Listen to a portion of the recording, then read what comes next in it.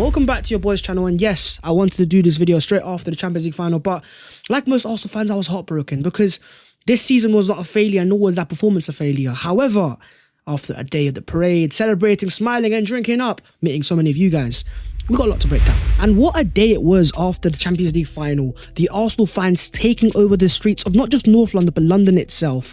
1.5 million Arsenal fans turning up to watch the Arsenal team lift the Premier League title. It was sensational. And it was also the exact thing that Arsenal fans needed after that heartbreaking defeat in the Champions League final. A game that Arsenal took the lead and took the best attacking team in all of Europe, the full 120 minutes and a penalty shootout.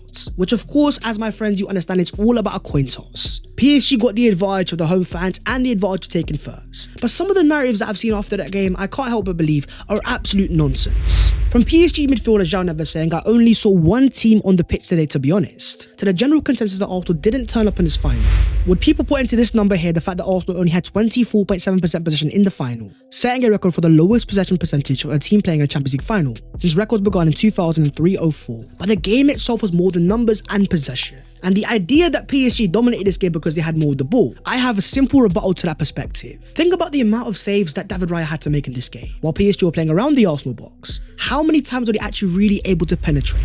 Yes, people will point at the numbers of Bukayo Saka and they'll say the fact that, he only completed 4 passes out of 8 and he was nowhere near involved in this game. But this is what I want people to understand, because the fact that PSG had that much possession and yet failed to really penetrate all the way until the 70th minute until they were awarded a penalty, it was by design of Mikel Arteta. Having just seen Bayern Munich, one of the best offensive teams in all of Europe, go blow for blow and get blown out of the water, as good as Saka, Havertz, Odegaard and Trossard are. If Harry Kane, Michael Olise and Luis Diaz weren't able to outscore this PSG team, then Arteta understood the mission was rely upon what is best suited to you. We are elite defensively, the best in Europe, and this game against PSG perfectly showed that. Because even when you have Ousmane Dembele, Desiree Doué, you have the likes of Barcola coming off the bench, and Havertz, apart from the nerves of the Arsenal fans because it is our first Champions League final in 20 years, PSG did not look like they were going to score. The prime example for me is those first half numbers, because look, 77% possession, but only a 0.23 XG created, and Arsenal being the only team that actually even had a big chance. If you're going to be balanced about it, you shouldn't look at the Arsenal defense and go, the tactic itself was wrong. For me, I'm looking more towards the personnel after we scored that first goal, and could we have kept the ball a little bit better? Lewis-Skelly was fantastic, and so was Declan Rice. But seeing how Arsenal opened up after PSG's got the equaliser, when you look at PSG and then the way they were able to counter-attack, Mikel Arteta will not be looking at his game plan right now in that final and say that I failed.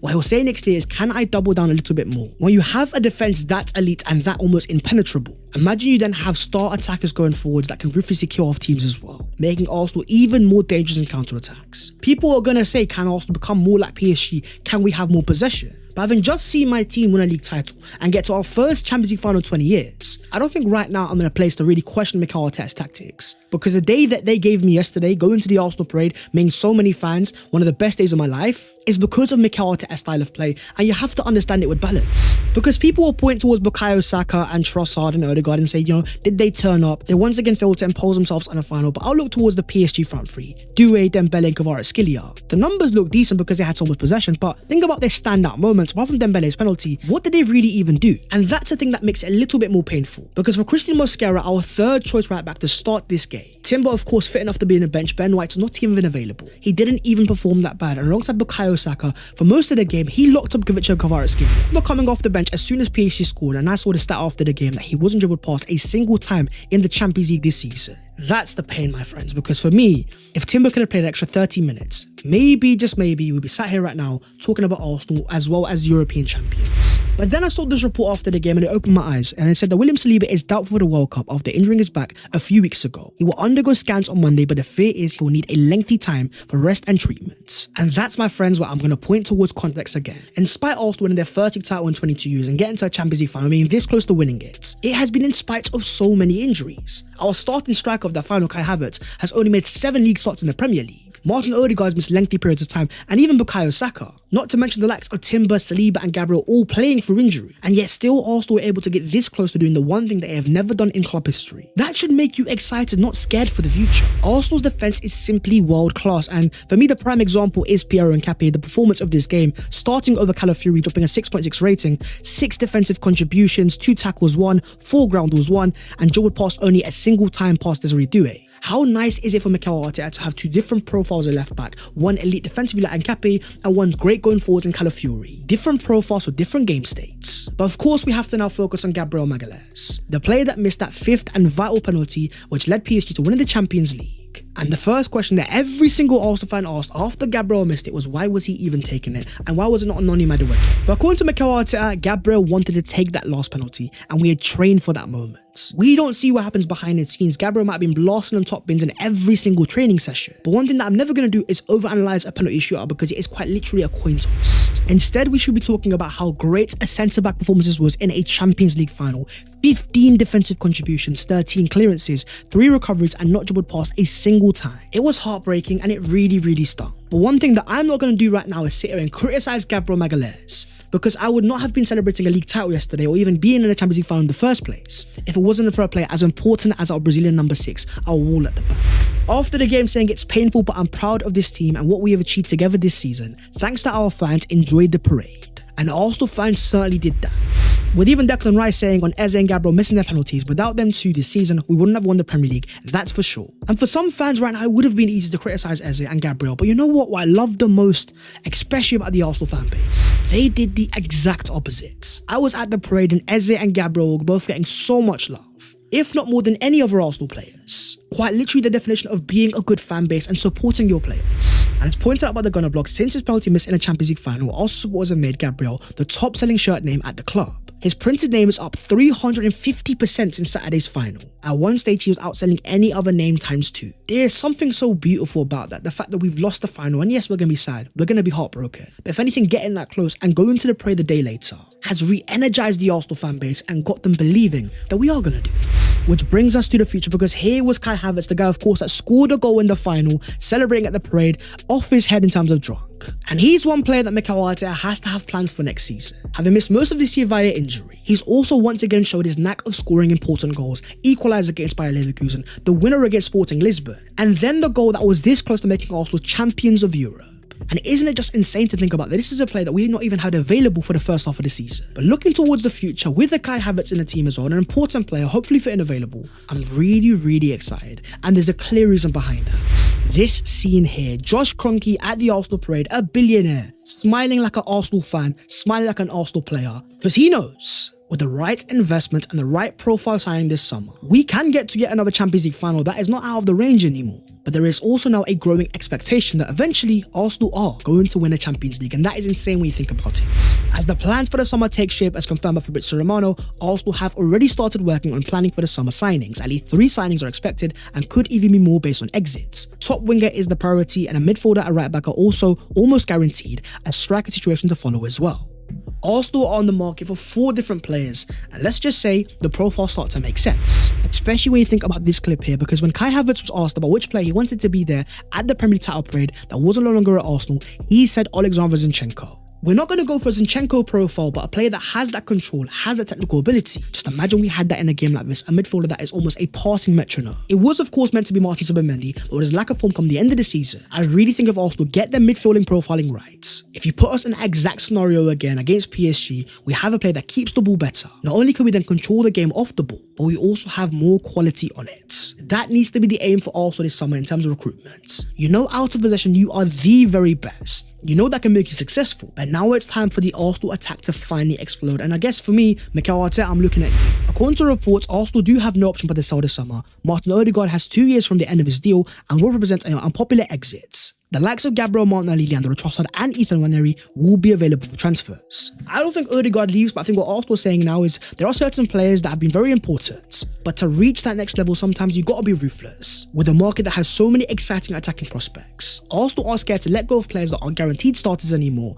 to go and improve and get to the next level. With even Graham Bailey reporting that PSG and Bayern Munich have both made inquiries over a potential move for Gabriel Martinelli. This could be the one to watch, Arsenal fans. If Arsenal are gonna have a major departure this year, it might be little bit heartbreaking, but the sale of Gabriel Martinelli will represent real market value. And that's what brings us to Aston Villa's Morgan Rodgers, because according to reports, Mikel Arteta wants to sign Morgan Rodgers and has sent a demand to the Arsenal board. The Rodgers rumours are really starting to grow, and it makes me feel that something is happening behind the scenes. With so many Arsenal players liking the post of Declan Rice from the Arsenal parade, look who's also involved in there, of course, it's Morgan Rodgers, who may be an England teammate. But make no mistake, my friends, these players know how powerful social media is, and Rodgers definitely knew, with the links to Arsenal recently growing and growing, by him even interacting with an Arsenal player. Arsenal fans are going to catch that straight away. And then you had this intriguing report as well from Gary Jacobs saying that Arsenal have been offered a chance to sign Rafael Leao of AC Milan. Another player who's not had the strongest of years after really peaking in 2022, but with Mikel Arteta looking more and more open to expanding his philosophy. Profiles like Leao or profiles like Rodgers, they may not be insane off the ball, but on the ball in terms of providing individual moments in that final third.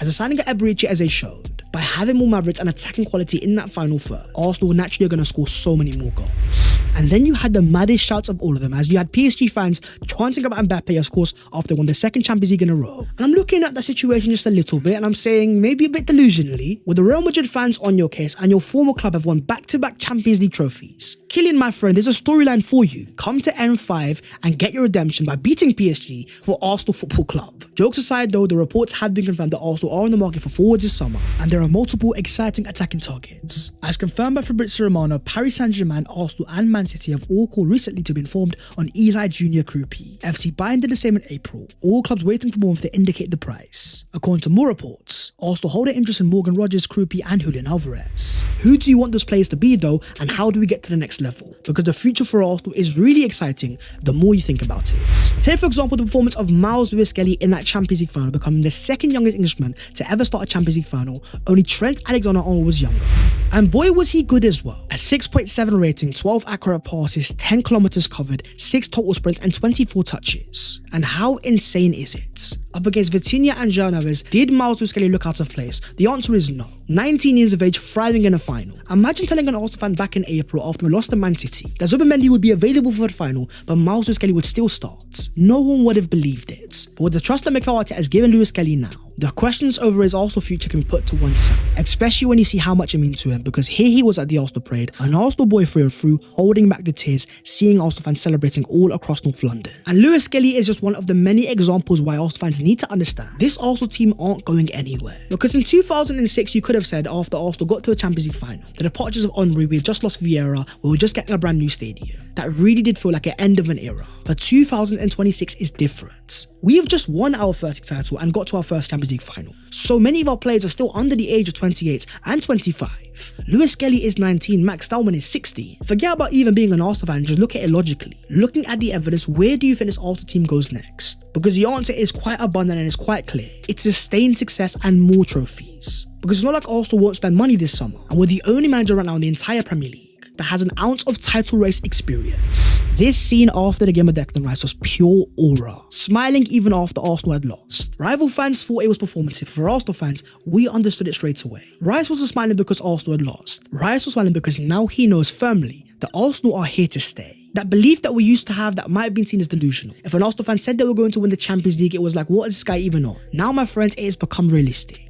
We've got to our final with this current team, with this current manager, and we showed we deserve to be there. If Jurrien Timber had started, I think Arsenal win that final, but seeing Declan Rice smile at that and drop a masterclass in the final, an 8.1 rating higher than any other player on the field, and just look at the way he locked in after that game against Man City, masterclass after masterclass. His future for me is as a number 6. And more importantly, I'm starting to see a player becoming the face of Arsenal, because not only was he our standout player in that final, but look at the way he dominated the Arsenal parade, taking over the microphone, sending out the messages. This is a man that doesn't just believe in Arsenal, he knows that Arsenal are going to do it. And isn't that what history suggests? Because right now people are doing the exact same thing they always do with Arsenal. We show promise, we show that we are going to compete. And while logic clearly says that Arsenal will get themselves over the line, people will clearly go blind to it and start to think more narrative based. Maybe this was the peak of Arsenal, will they even get this chance again? They had an easy run to the final and they didn't even deserve to be in the first place. Arsenal were lucky to be in that Champions League final. Well, weren't we the team that took that group phase seriously, beat Bayern Munich, beat Inter Milan? to get the advantage of being first place and then the advantage you get in the knockout stages. Chelsea could have done that, likewise Real Madrid, likewise Barcelona, but Arsenal were the most consistent team in Europe, getting to the final undefeated, having not conceded a single goal in the knockout phases. Even the one goal that we conceded in the final, it was a penalty after waves and waves of pressure. As Mikel Arteta said, it was very tough to accept.